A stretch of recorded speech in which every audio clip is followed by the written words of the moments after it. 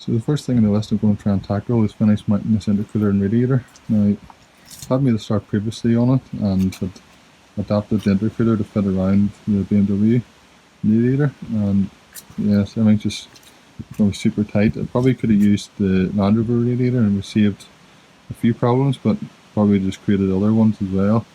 And I thought it'd be easier just to keep everything BMW on the engine front, and hopefully that will work without all the unnecessary issues that I'm going to have anyway. So just mounting this in, the BMW would have used this plastic surround, but I clamped everything together with intercooler aircon I'm not using anymore and the radiator, but I've no way of mounting it into the chassis and it'd be too wide anyway, so I'm going to have to make something up. I've got this off-cut stainless steel here and this chopping board I'm going to try and use in lieu of the plastic for an isolator around the radiator. Yeah, and just keep everything as forward as I can. I'm going to have to try and fit a fan in here as well in front of the engine, which is not very far away. So yeah, let's just tackle the problems as we come in this one. Probably going to turn into more of a vlog here, and I haven't really been videoing much of the progress because it's mainly just fiddly stuff. It's not overly interesting, but I'll try and show the progress as going along. Radiators were one of the things that, well, I knew I had to do anyway, but just after putting everything together, just going through the checklist and getting as much done as I can while it's winter here. So brackets in progress, a few things to finish off on it. Went with the BMW 5 Series fan and radiator, so those should fit together, and then just made a bracket to support the bottom, and then just the intercooler that I've picked for no particular reason, but yeah, so that's hopefully put together. And a few things I've been looking at on the engine. I don't know if I'm going to have a lot of space. In fact, I know I'm not going to have much space. When you put the fan stuff on here, probably lose about 90mm overall, and we've got about 100mm from last time I put the engine in the chassis. So I'm going to have to look at front fan belt. Sorry, it's very dark here. But see if we can get that reduced. Might go to scrapyard and see if any ones without aircon, because I'm not going to have aircon anyway, and just a few other utility stuff on the front of the engine that I can get rid of. Been working on starter motor is another thing I need to put in.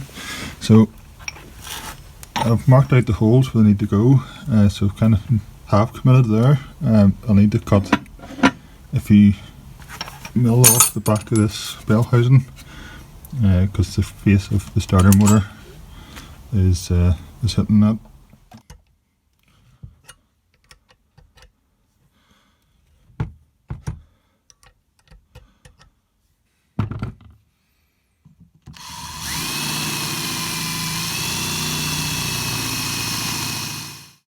Now I have the starter motor mounted on the adaptation plates and put it back into the engine, hopefully with everything lined up with the flywheel, but there's a lot of building left to do before I find out if any of this stuff actually works. So yeah, here's hoping on that front. A few modifications, as you've seen. Had to drill out the engine mount here, well, both of them, and change the direction of the bolts. Originally I would have come through the BMW bell housing and into the starter motor, but just the way the Land Rover is working out, it doesn't line up. So I had considered countersinks here, but in the future, if I had to change the starter motor, I don't want to have to split the engine and gearbox again. So I thought I would change the direction of the bolts, although I don't know how much easier it's actually going to be, because from fitting the starter motor in after I've done all that, this bolt is very difficult to get to. So, and that was with the engine out of the car, so once it's in the engine bay, I imagine that's going to be a very tricky job, but yeah, compromises of a modified car life, I guess.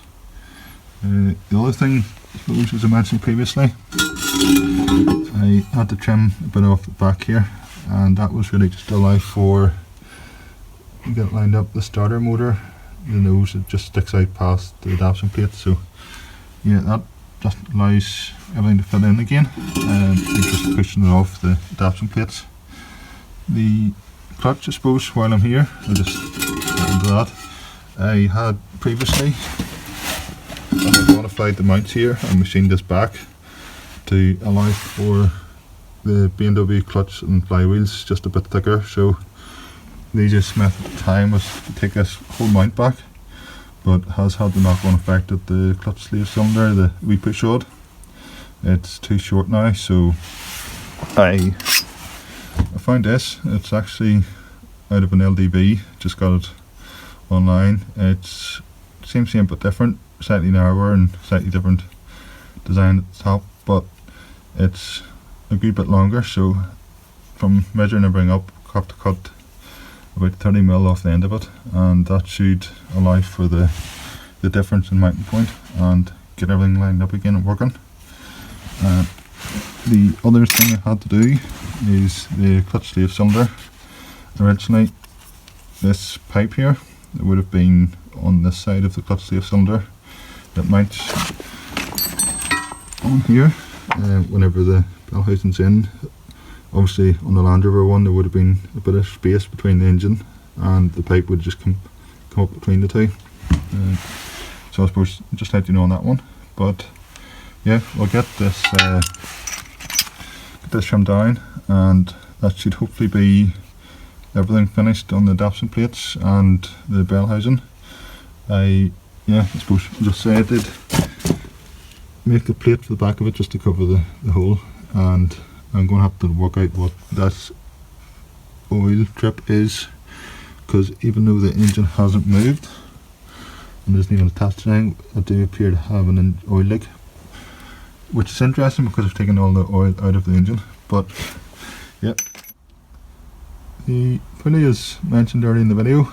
It's now got something I think will work. As always, this stuff's never as simple as you hope it's going to be, and with a lot of research and visiting the scrapyard, I just couldn't get anything that would fit directly on the engine that didn't have the aircon belt on the front of it.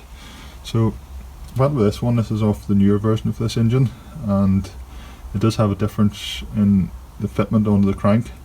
It has a collar sleeve on the back, which did look like potentially if you took it off it would fit. Unfortunately not. The centerpiece is different. There's a different diameter, and it also doesn't have enough shoulder to fit in. So I had to push the centerpiece out of the original pulley and a few modifications and got it fitted onto this one. So it's now fitted in and we'll run with it for now. Hopefully it will work.